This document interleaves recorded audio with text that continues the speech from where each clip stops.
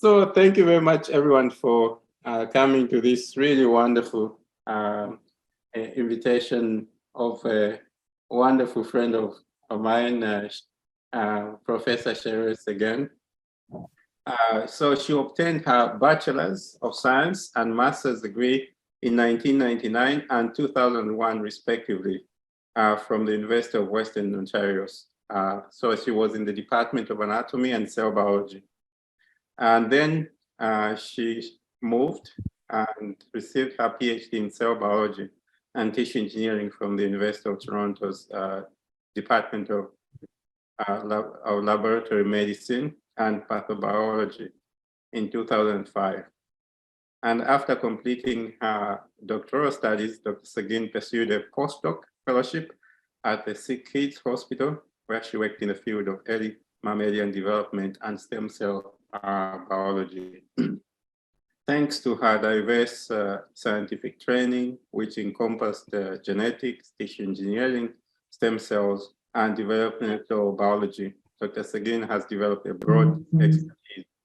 So as an independent investigator, she has combined aspects of her training to develop a research program which is focused on understanding the pathways that regulate cell fate and function in the intervertebral disc of the spine. So one of the things that is that she always asks why. Why are things happening this way? And not just the phenomena, observing the phenomena, which is really fascinating. So she has established unique expertise in intervertebral disc research through the use of these transgenic mouse models and the breadth and depth of phenotypic characterization of the resultant in vivo models. So Dr. Séguin's ongoing research is focused on three main themes: identifying pathways regulating intervertebral disc degeneration, understanding DISH. So DISH is a form of osteoarthritis. So she's trying to understand the pathogenesis and characterizing intervertebral disc mechanobiology. So her contributions to the field have been really significant, and her work promises to shed light on important questions related to the biology of the spine. So on a personal note, one of the things that you, with Professor Séguin, is she's one of those people that when you meet, you're excited because you get positive and you come out just talking with her like a Tesla that has just had its battery charged. Sometimes you meet some people, you see them, you say, oh no, she's the complete opposite. Really wonderful person to know.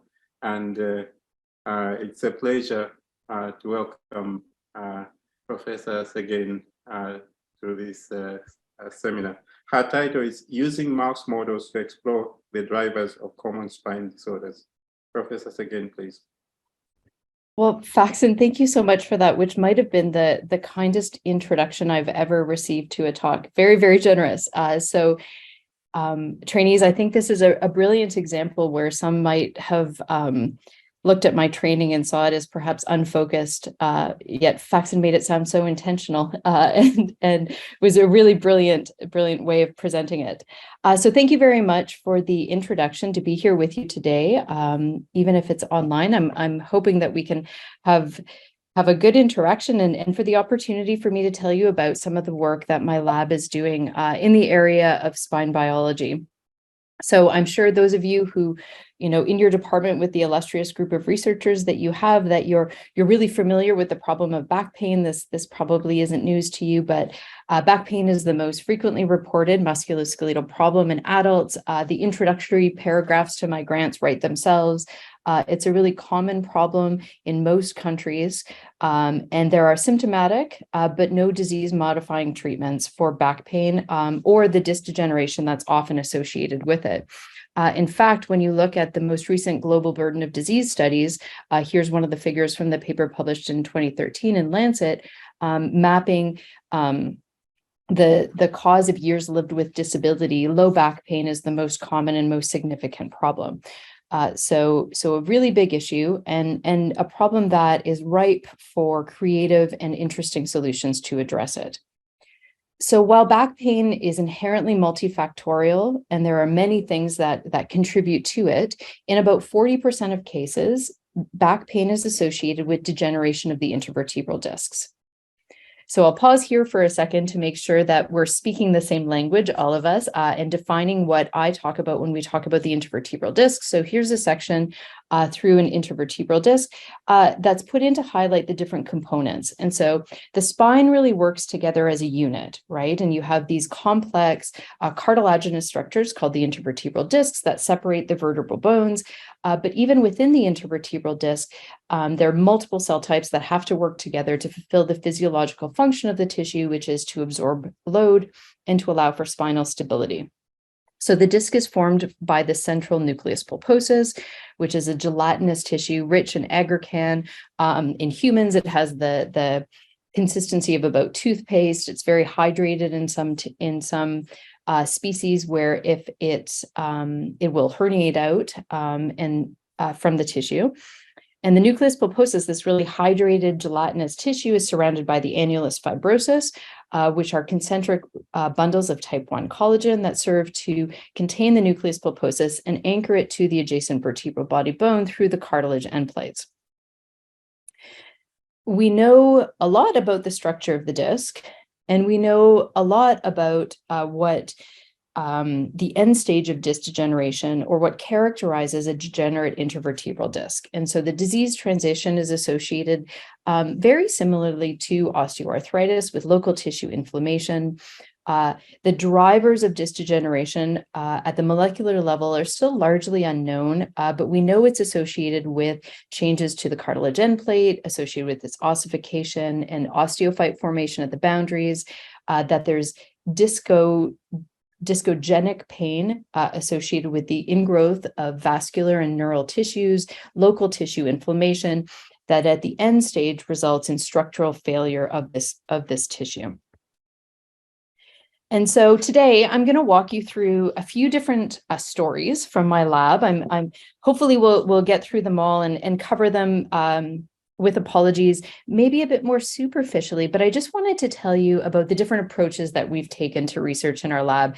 And while Faxon made them all sound beautifully intentional and well planned out, the truth is that they're absolutely not. And so I'm going to tell you the first story, which was based on a discovery-based strategy to understanding disc degeneration. The second story is a really accidental one. I'll tell you about our work on DISH. And lastly, a really curiosity-driven approach in my interest in studying mechanobiology in the tissue. So we'll start with perhaps, a more conventional scientific approach to understanding disc degeneration and how we did it. So the work that I'm going to show you was generated by two really talented PhD students who were in my lab. For a while, I just hired people named Matt so that I would be less confused. But no, quite ironically, Matt McCann and Matt Veris worked together on some of this work that was really foundational to my lab. So as Faxon explained, I did forget to bribe him by not telling you all how old I was and all the years I did my degrees. But I've been at Western now with my own group for about 14 years. And some of the really early work that we set out to accomplish really came from my background in tissue engineering, which was, how do you build a tissue? How do you grow a new tissue if you don't really understand the basic properties of that tissue in the first place? So we set out to answer some just really foundational questions to identify the difference between cells in the annulus fibrosus and nucleus pulposus. And then also ask some just really basic questions as how do those two things change over time, and how is that associated with disc degeneration? So some of the first work that we did to try to understand what was even there. So we needed a baseline. So research in the disc is, I always describe as somewhat behind that of the bone or articular cartilage, because our baseline is poorly understood. And so we did really what was a very basic exploratory experiment to understand the proteome of a healthy murine intervertebral disc. As Faxon said, we would do most of our work in mouse models. And so we talked to some collaborators with expertise in proteomics into working with us. And what Matt did was isolate healthy tissues. And in this case, we used intact tissues because back when we did this work, we had issues of yield and methodology. And so our first go at this was really just taking an intact intervertebral disc. Can we isolate the proteins that are present to do a basic characterization? And so Matt was able to do so with a few different tweaks to the protocol, enabling us to pull out different sets of proteins and different enriched proteins. And in addition to the extracellular matrix proteins that we would all anticipate would be there, we were really excited to see a lot of proteins that gave us some clues about biological processes and molecular functions in these tissues. So that was really like the brute force sledgehammer, what the heck's in an intervertebral disc type of experiment.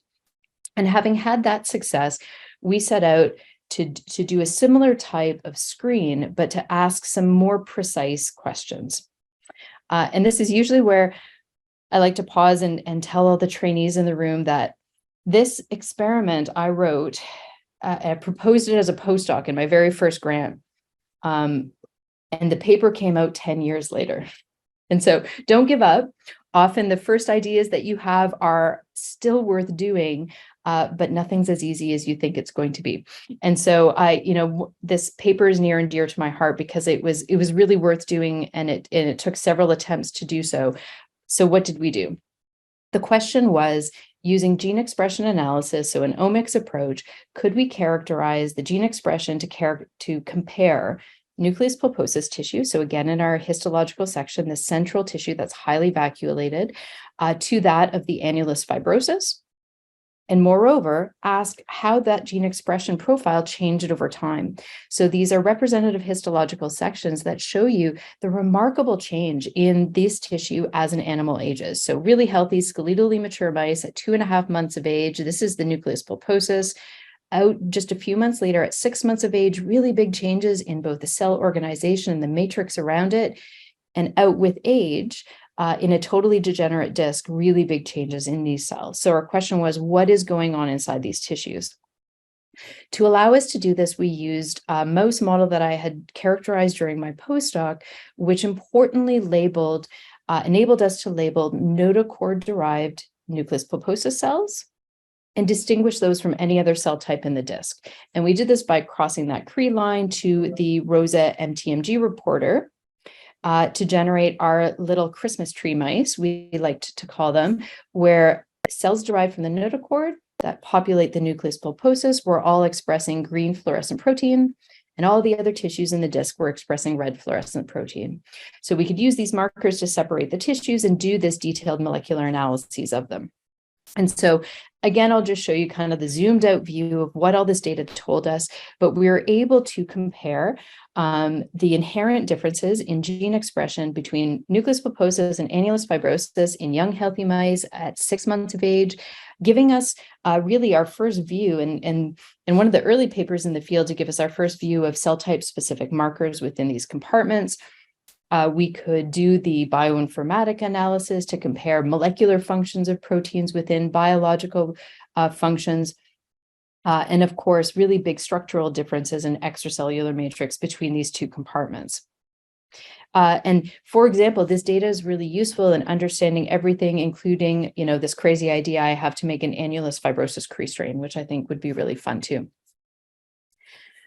But inherent to our understanding of disc degeneration was really understanding the biology of how these cells change over time and what goes up and what goes down and what makes these cells different and what might be drivers of this age-associated degeneration that all of us are experiencing in our discs right now.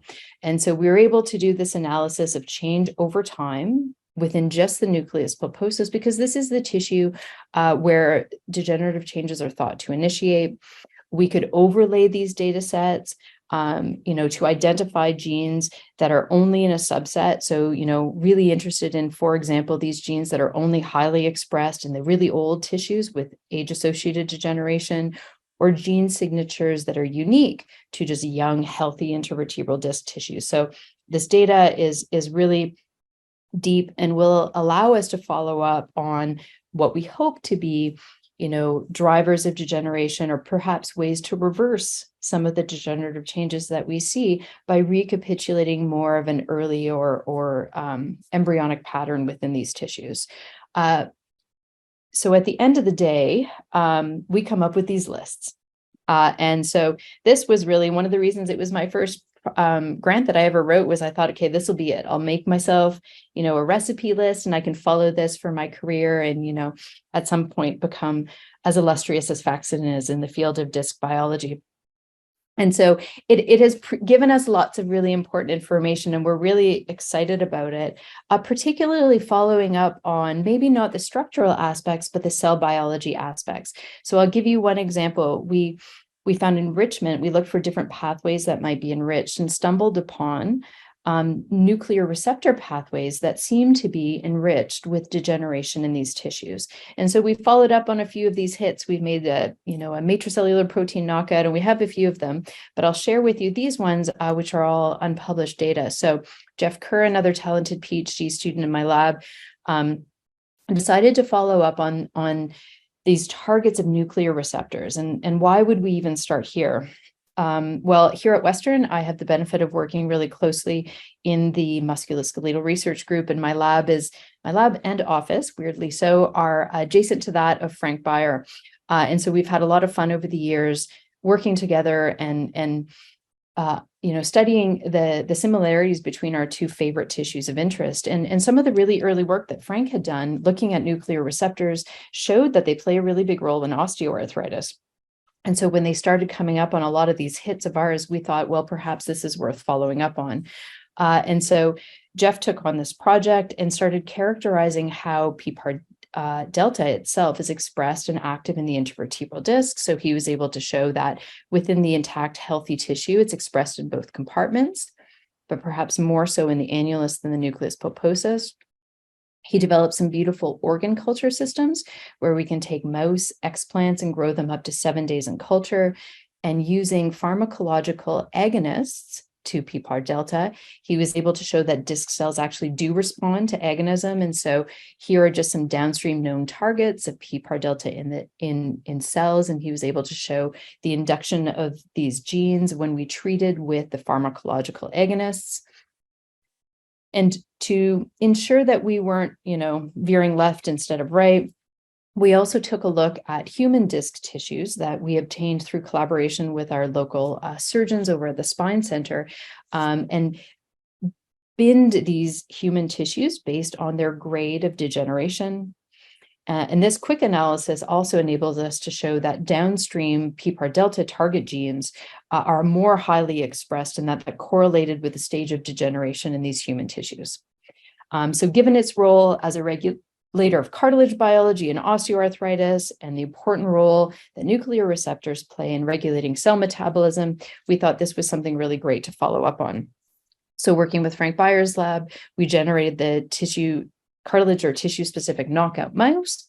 And what we were able to show, so really, again, just a quick analysis, that loss of PPAR delta from the tissues of the intervertebral disc. So in this case, we used the call to CRE to delete PPAR delta from the nucleus pulposus and most of the annulus fibrosus and the cartilage end plates.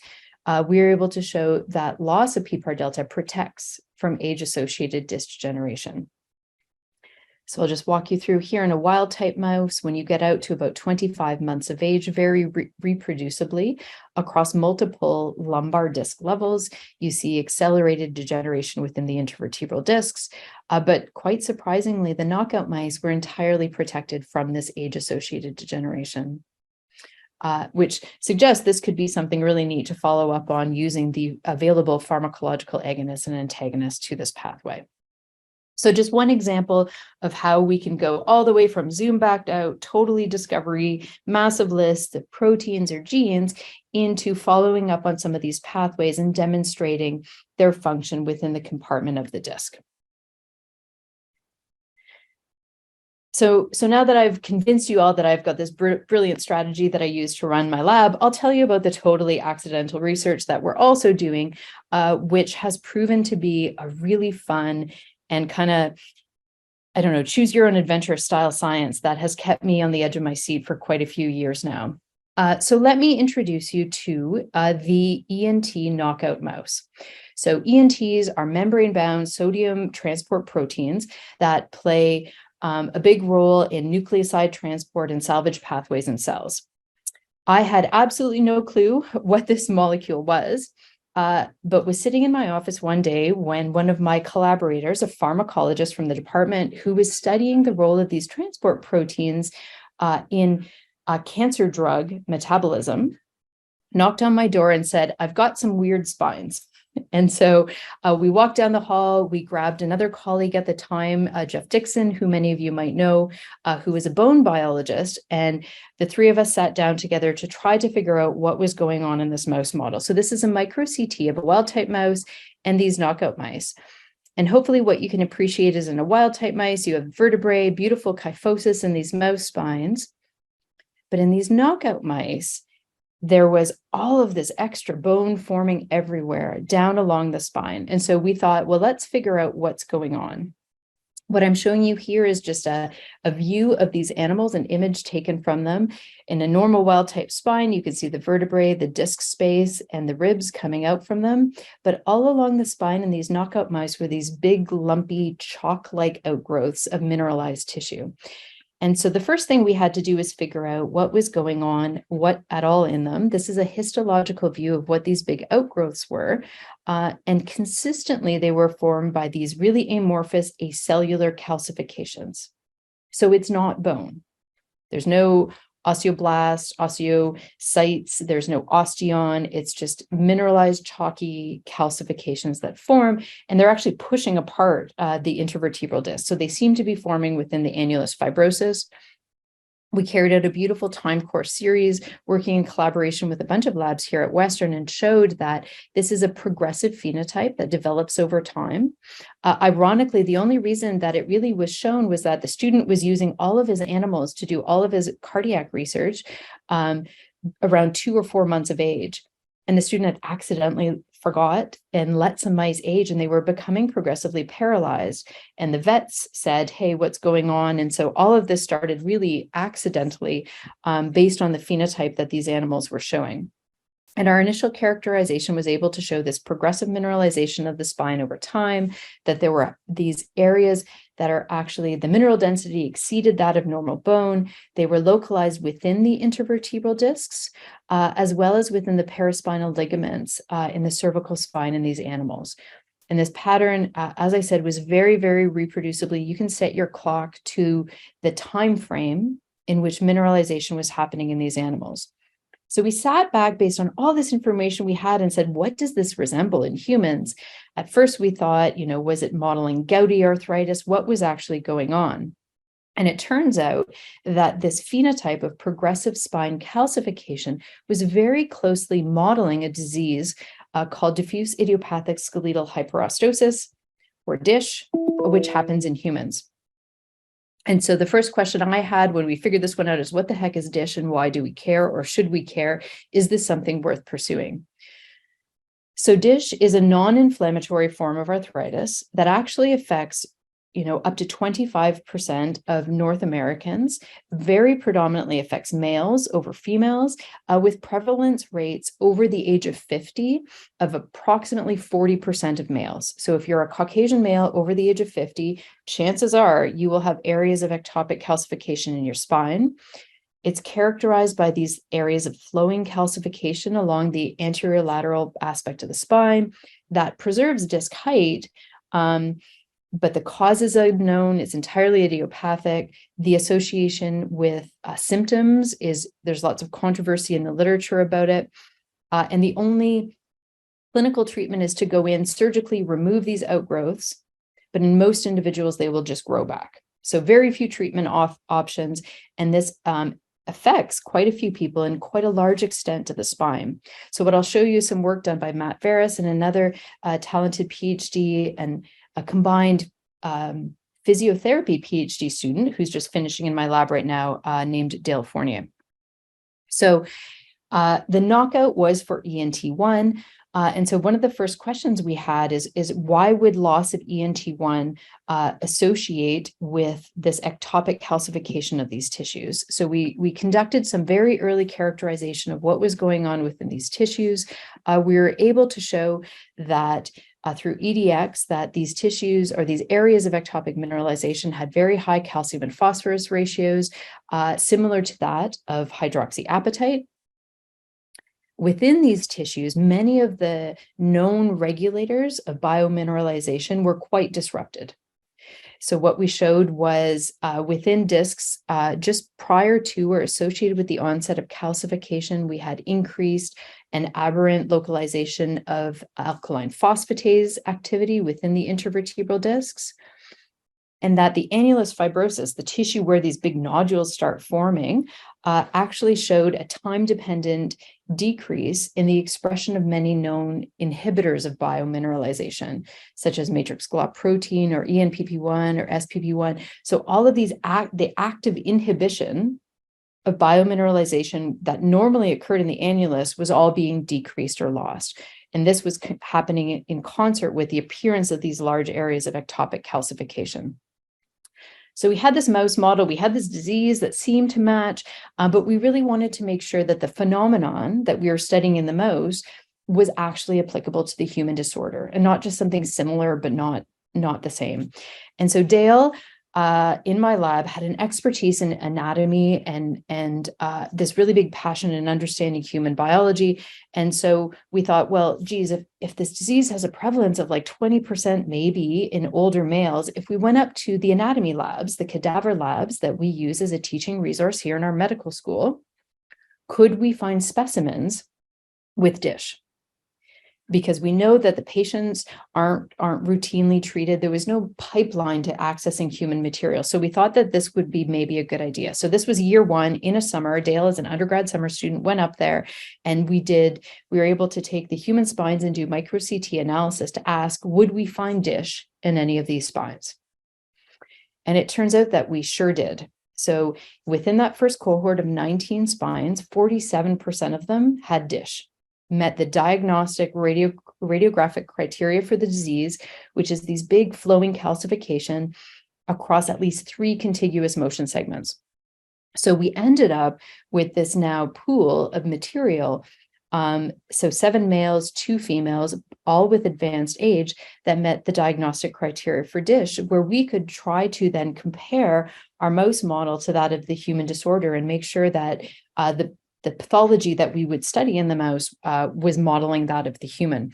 And so Dale did a beautiful series of studies characterizing the micro CT appearance of these tissues and the patterns of calcification down, really zoomed in within individual motion segments, showing how it forms and what the appearance is, and moreover, how that maps anatomically within the spine, because we really think that location within the spine is an important driver of disease. But relevant to the mouse work that I've been telling you about, he was also able to take this beautiful resource of an intact intervertebral disc specimens from humans that have been diagnosed with this disease and look histologically to compare them to our mouse model. So what I'm showing you here is an individual motion segment from one of these individuals that was diagnosed with DISH within our cohort. You can see here the histology section of it and the associated X-ray of the tissue before it was sectioned, where you can hopefully appreciate these large bony outgrowth or mineralized outgrowths within, as well as these nodules of mineral formation happening within the intervertebral disc. So our question was really simple. Do we see the same type of mineral formation in humans as we see in mice? And Dale was able to show the answer to that was yes. So these colored boxes, the insets correspond to these colored boxes.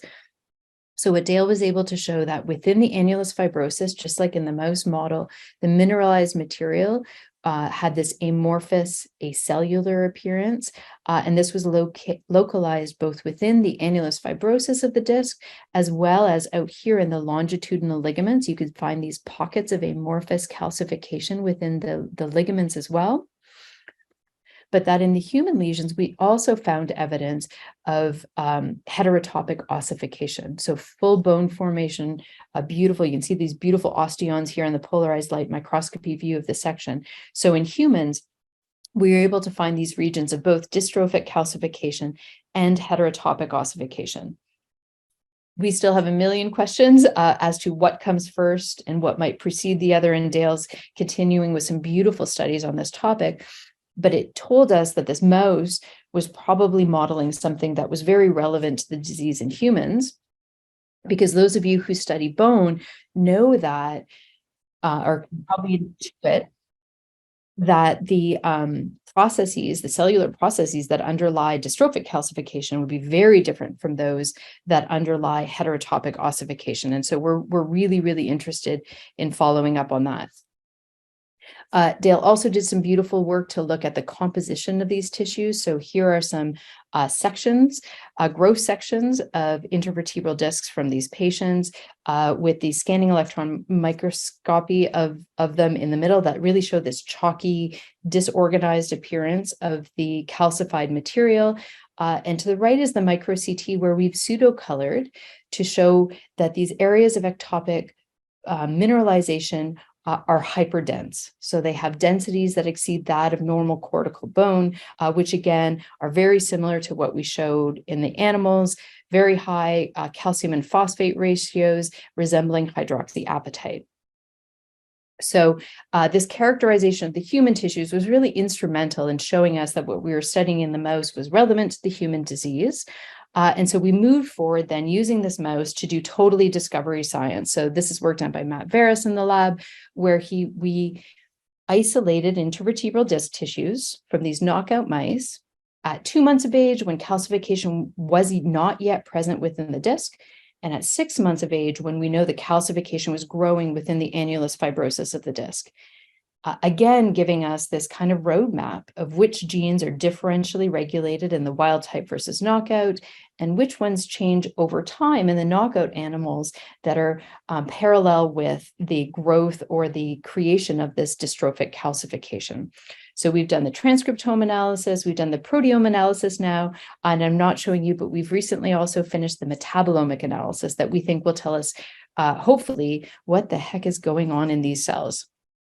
So just some of our first go at analyzing this data, in Matt's first paper on it, showed us that, not surprisingly, we got enrichment of several pathways associated with bone and mineral formation, but also this intriguing signature of changes in cell cycle and cell proliferation. And so Matt followed up with this, showing that the gene expression and protein levels for important regulators of the cell cycle were enriched in the knockout animals, and that this enrichment was really significant with the onset of ectopic calcification. And he localized these clusters or regions of bursts of cell proliferation right around where these lesions are about to form. Our first thought was that this would precede senescence and some cellular pathway that would be predictable. And our attempts to show that have all shown quite the opposite. So this is a really neat mouse model where we make great predictions, and we usually bet a beer or something over it, and we're most often wrong. But it's a lovely model system that we're hoping will be really instrumental in letting us understand this. One of the important questions, and I put a few slides in from this study, mostly for the trainees. So my students came to me one day, and we had great opportunities in working on this project of working with patients. So because this disease is so poorly understood, there's a patient population out there that's really, starving for information. And we were contacted several times, and I'd give talks to these patient groups, and they would regularly tell us they feel pain, but everything they read says DISH is asymptomatic, and they tell their doctors they have pain, and they just felt unheard. And so my students came to me one day and they said, you've been working with Laura Stone on this cool work, measuring back pain and all your other models. We want to do it on the DISH mice. We want to ask the question that the patients are asking us to ask, which was, is the onset of spine calcification associated with pain, at least using the mouse model? And so I said, great idea, let's go. So they designed this elaborate study where we followed these animals in a longitudinal study over time. out to 6 months of age, where they were able to directly correlate the extent of spine calcification, shown there on the bottom by micro CT, with these behavioral outcomes. So I've thrown this in there, honestly, just to give you a taste of it. Dr. Stone worked with us to develop this battery of different behavioral analyses, including grip force shown on the top, tail suspension assays, measurements of both horizontal and vertical activity, as well as movement of animals through her flex maze that requires a tight moving and bending of the spine to navigate their way through. And we were able to show that the onset of spine calcification is associated with numerous measures of behaviors suggesting axial pain, as well as axial stiffness. And at the end of this study, at our endpoint, we also looked biologically within the spinal cord for signs of neuroplasticity, and we're able to show biological signs of pain behavior in these animals through increased immunoreactivity for CGRP and GFAP, suggesting these animals both had neurological changes in behaviors associated with pain. So the last little story, if you're hopefully all still with me, is a different approach that we've taken to understanding the biology of the disc, which is really curiosity driven. So when you think about the intervertebral disc and how it works in the spine and its beautiful structure and organization, all comes back to this to its function and the dynamic function of this disc as really a shock absorber. And so our questions really were around, like, how do cells do this, and how do cells sense mechanical load, and how do they respond to mechanical loading within the disc? So what I'll share with you is some work done by Mark Kim in my lab, which was really focused on understanding how cells interpret these signals. We know that there is a number of different mechanoreceptors that are expressed within cells of the intervertebral disc. Some beautiful work led by others have looked at integrins and how this works. And so we really wanted to ask some fundamental questions on how, starting with the annulus, these cells were responding to mechanical load and what might be regulating these processes. So some of the very early work, we started working with an Ontario company called CellScale, working in their bioreactor systems to apply controlled cyclic load to cells in culture. And ask what was governing their reaction and what did mechanical load do to cells of the annulus fibrosus. So Mark was able to show that in a very dose-dependent manner that the application of cyclic tensile strain to cells within the annulus, because that's the mechanical load that they experience in vivo, induces cytoskeletal rearrangement and the presence of stress fiber formation in cells. But he also screened through a number of different candidate effectors and showed the changes in the expression of mechanosensitive genes following the application. So these plots are showing gene expression values. And these experiments were designed after a single burst of mechanical loading, looking at time post-loading, because we know changes in gene expression are really dynamic. So Mark was able to show that, immediately following mechanical stretch, you have mechanosensitive genes that are activated. You have significant changes subsequent to that in the expression of extracellular matrix genes at different intensities, looking at that mechanical load altered the expression of pro-inflammatory cytokines. And we're also able to follow up on some of these candidate mechanoreceptors, showing that the integrin subunits and some of these channels were actually positively regulated by mechanical load in this context. And so working with a new graduate student in my lab, we decided to focus in on one of them, being TRPV4. So TRPV4 is this mechanosensitive ion channel that we know in cartilage and in other tissues is a big mechanoreceptor. And so our question was, does this also play an important role in the intervertebral disc?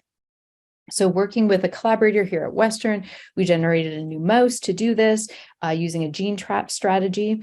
And so our first iteration of this work was really just looking at reporter expression. So a locus of the TRPV4 allele that was driving expression of a LAC-Z reporter to ask when and where is this protein expressed in the intervertebral disc. And then using our cell culture models that we developed, using pharmacological agonists and antagonists to see if activation of this channel was responsible for some of the downstream effectors we'd characterized in annulus cells. So some beautiful embryo work done by Mark. Those of you interested in mammalian biology, I strongly encourage a stint, at least in a developmental biology lab, so you can witness the miracle that really is embryology and tracking structures in vivo in these animals.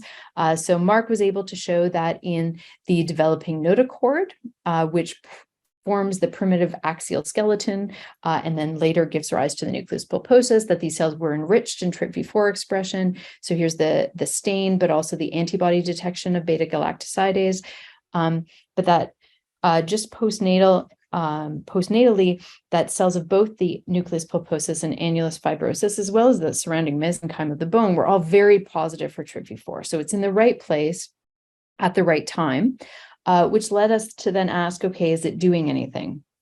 So Mark did a series of calcium tracing experiments looking at TRPV4 activation using pharmacological agonists and antagonists, and was able to show that these AF cells, in response to the agonist, do show calcium responses, and that there are actually subsets of cells that respond slightly differently, some that oscillate and some that have this very high calcium response in response to agonism of TRPV4. And importantly, what he was able to show using the antagonist was that the mechanical load induced changes that we had seen, for example, in aggrecan, collagen, and PRG4, appear to be mediated by TRPV4, because when mechanical loading was done in the presence of the antagonist, we blocked that cellular response. So all of this suggested it was a really cool protein to follow up on. You know, my great desire to find a mechanoreceptor in the disc, this seemed to be a great one. So we made the knockout mouse this time, using again the Col2Cre to target all the cells of the NP and most of the annulus fibrosus, and asked, would there be a phenotype in these animals that are missing TRPV4? And what Mark was able to show, again, this is some unpublished work from our lab, was that loss of TRPV4 actually altered the extracellular matrix of these tissues. So here are wild type animals where we can see robust proteoglycan accumulation within that inner annulus. And if you, in the absence of TRPV4, that staining was significantly reduced. And that these changes that perhaps appear subtle in histological appearance of the tissue were associated with significant changes in the mechanical properties. So we hooked these intact intervertebral discs up to study the mechanical properties of the tissue, and found increased neutral zone stiffness in the absence of this protein. We then wanted to understand, so what does it do in vivo? And so Mark used a slightly modified disc injury approach to do this, where we go through the skin so that there's no surgery, no inflammation induced by the surgical procedure, and puncture a disc to herniate the NP. So here's a picture of the animal. We take an X-ray of it. We use a guided needle to injure the intervertebral disc, and we're able to herniate most of the nucleus pulposus. And Mark's question was, how would these tissues respond to this injury, both at the site of injury, but also in these adjacent segments, and because the spine works in tandem, also experience altered mechanical load.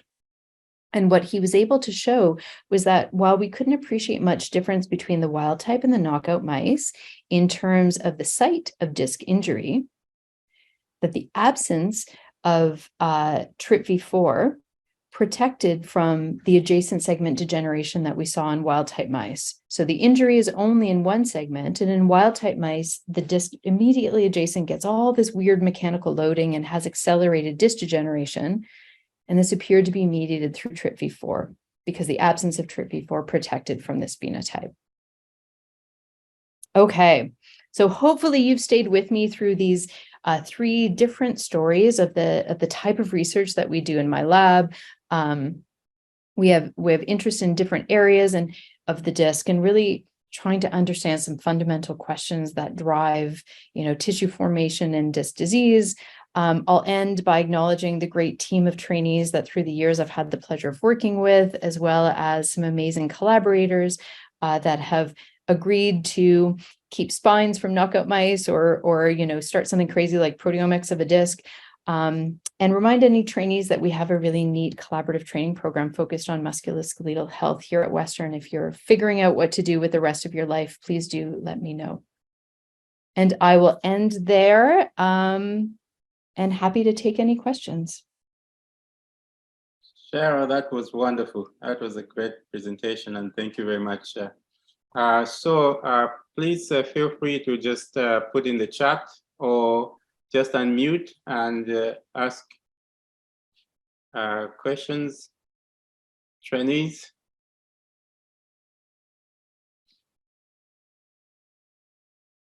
So one thing that was quite very interesting, and which I thought is when you use the collagen 2-3, or to specifically knock out the Papa Delta, and it's wonderful results showing that protects age-associated disc degeneration. So what is happening to the other family of the Papa family of transcription factors, such as alpha and gamma? Are they in the disc, and what's happening to them?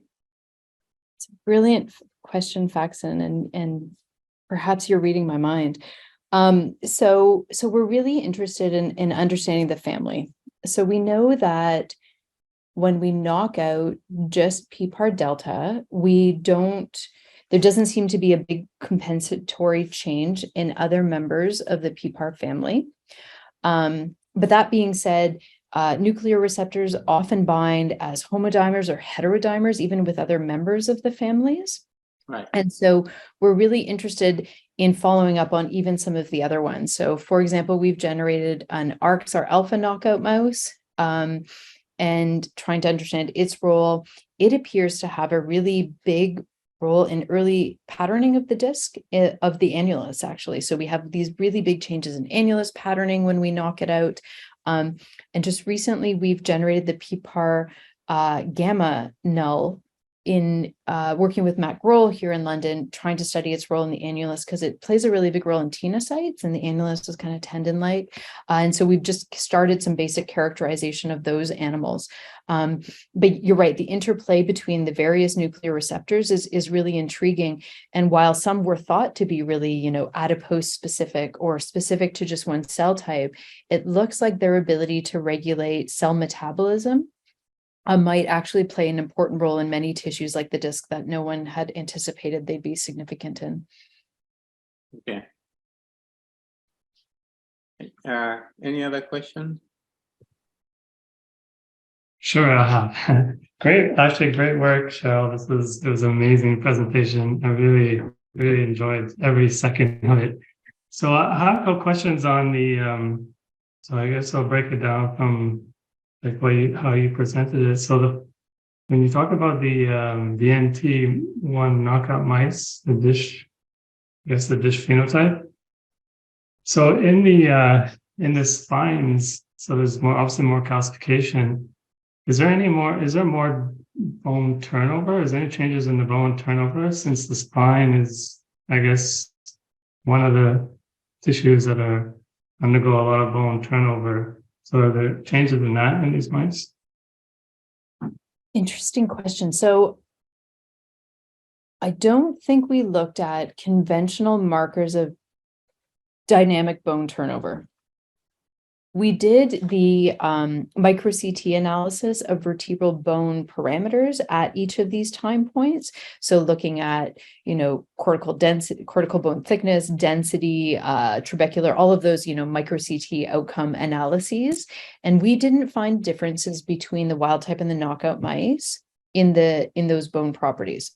That being said, these animals were generated by Dr. Doo-Sup Choi at the Mayo Clinic, where he generated these animals actually to study anxiety and alcoholism. It's a brain expressed protein as well.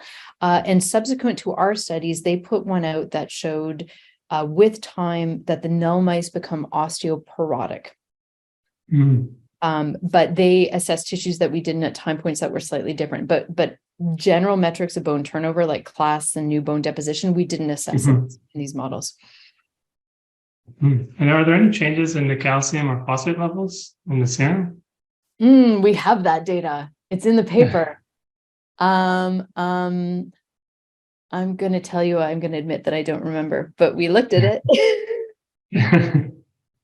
Yeah, that would be in obviously probably the typical question endocrinologists would ask for that. So my curiosity, I guess, in following up with this model, would be to see the calcium levels in the tissues, the free calcium levels in the tissues. Because you showed that clearly that there are decreases in the calcium binding proteins. So it's obviously their free calcium is elevated, and whether there are other receptors, notably like the calcium sensitive receptor or something else that's being triggered by the extra calcium would be there present. That's a really interesting idea. Yeah. Yeah, and we could absolutely query our list now that we have the proteome of these tissues to look at other calcium sensing proteins.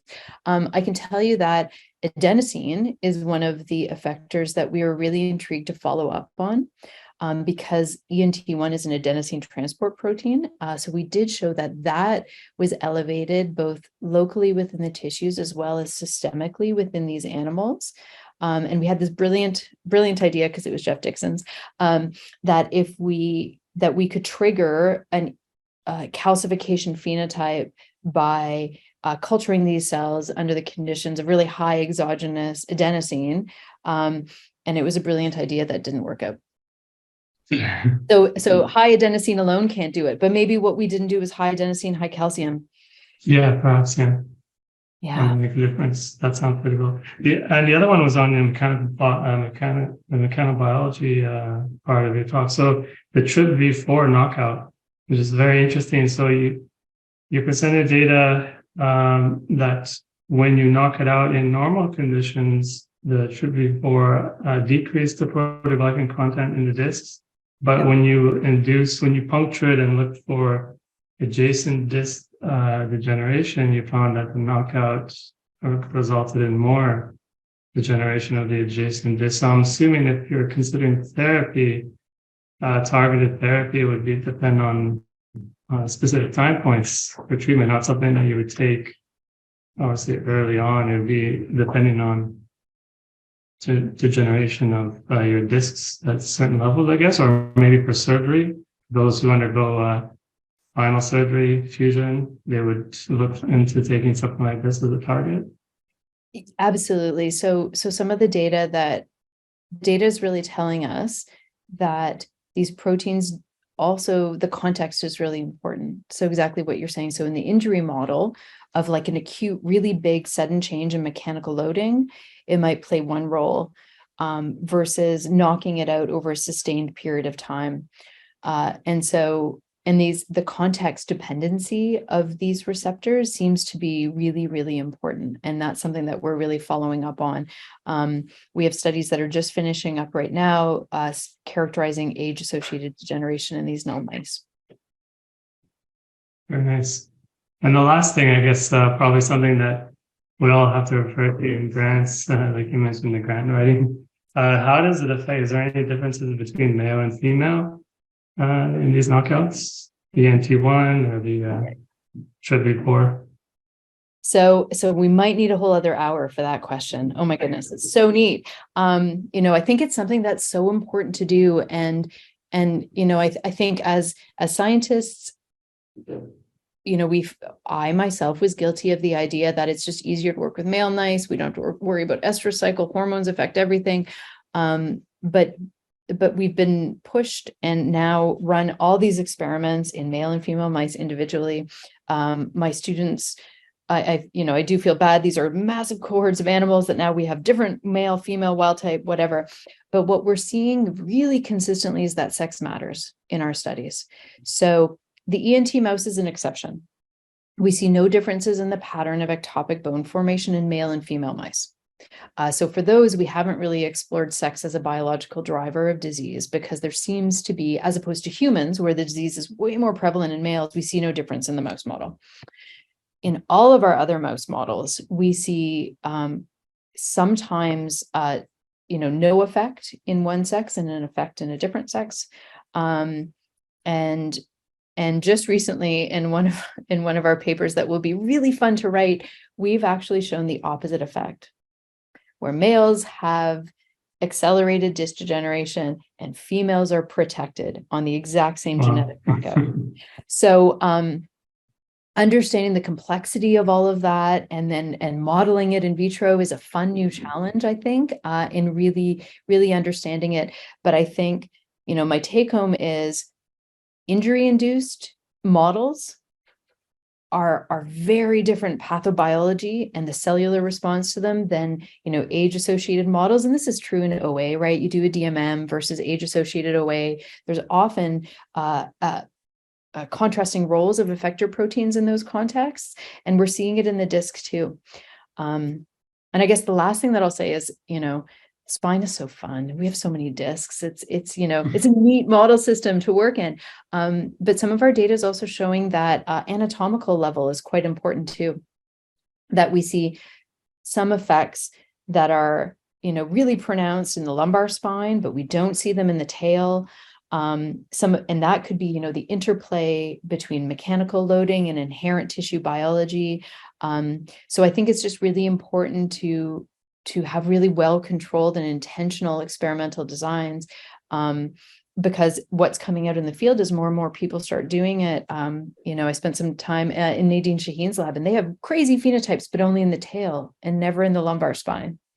And what does that mean, right? And so I think this idea of being intentional and assessing the spine region by region, in addition to male and female mice, when we do these analyses, is really important, because of the complexities of this tissue and how different it is in different parts of our body.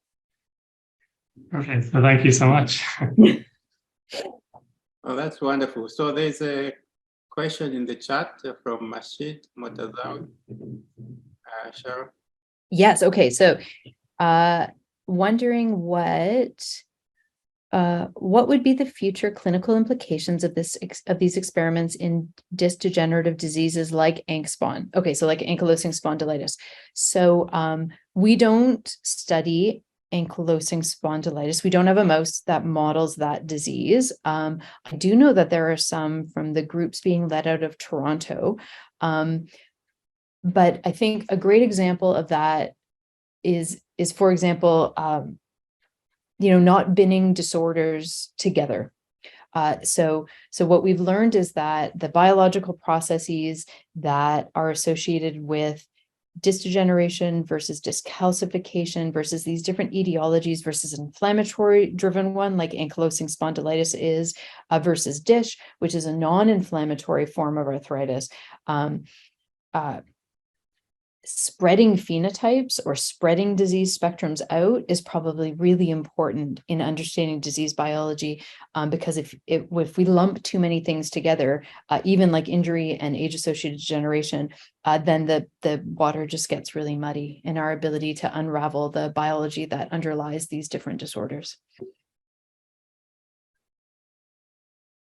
Yeah, wonderful. So for the ANT gene, so it encodes basically a protein that's involved in the transport of nucleosides. Yes. So has anybody done any experiments to see how it affects the uptake for the discs? If you label, for example, the nucleoside radioactively and then expose them to the disc cells control and the knockout, and has anybody done to see if there are changes in the uptake of these nucleosides in these discs? Yep, absolutely. So those experiments, those really fundamental experiments were done in the mouse, but not in disc cells. Okay. So they were done in, because these animals were used to study drug uptake and drug metabolism by cardiovascular cells. So a lot of those fundamental experiments were done when the mouse was characterized in the context of those cell types. And so we haven't redone them. We did some radio labeling, I think, just of adenosine and showed that the annulus fibrosus cells couldn't uptake in the absence of the ENT transporter, that those levels were altered. But the really complex multiple nucleoside experiments were done before, but in the context of heart cells. Okay, that's cool. That's interesting. So can you, if you, because when you get these grants, they also want you to throw in some therapy. Can you comment on how you could tackle this ectopic individual disc calcification? So that's the goal, right? I'd love to tell you that we think we found a pathway that we can modulate outside. We've followed up on a few using a cell culture model. The neat thing about these tissues is that if you take them out and you grow them in micromass, the ENT knockout cells will also mineralize, while the wild types won't. So we have a beautiful screening platform that we've tried to leverage to be able to look at our ability to inhibit or accelerate ectopic bone formation. We started with some obvious targets and soon realized that the differences between the mechanisms controlling, for example, endochondral ossification and dystrophic calcification and just heterotopic ossification are really important, because if you target pathways that are known to regulate those, for example, trying to target pathways known to regulate endochondral ossification and inhibit it, we actually accelerated dystrophic calcification. Oh, really? So the cell, which at the end of the day, I was like, oh, geez, that was dumb. That wasn't surprising at all. Why did I even do that experiment? It's not surprising that the cell regulates endochondral ossification in this way, but dystrophic calcification, a totally different pathway, right? So it was a little naive of me to think I could easily plug and play it. But it taught us that that type of bone formation is actually really important if you want to target it. Right. That's cool. Yeah. Thank you very much. Any other questions? So if there are no more questions, I would like to thank Cheryle for that wonderful presentation. And I would like to thank everyone for attending the seminar. I know it's getting warm outside. Everyone wants to be outside now. Yeah, so thank you very much, Cheryle, and thank you, everyone, and have a wonderful week. Thank you. Yeah, thank you so much. You're welcome. It was a pleasure. Thank you guys for the invitation. Bye. Bye. Thank you. Bye-bye. Bye.